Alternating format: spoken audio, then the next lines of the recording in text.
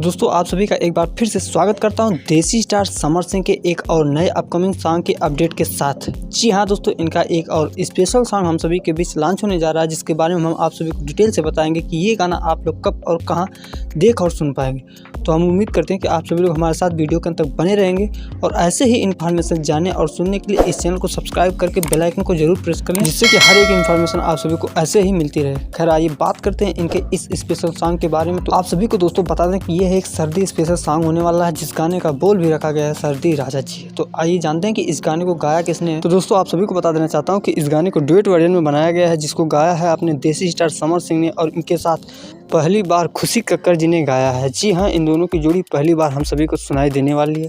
वहीं बात करें इस गाने के राइटर और म्यूजिक डायरेक्शन की, तो इस गाने को लिखा है गोलू यादव जी ने और म्यूजिक की बात करें तो इस गाने को म्यूजिक दिया है उज्जवल कुमार जी ने। और वहीं इस गाने के वीडियो में हम सभी को हिमांशी सिंह नजर आने वाली है।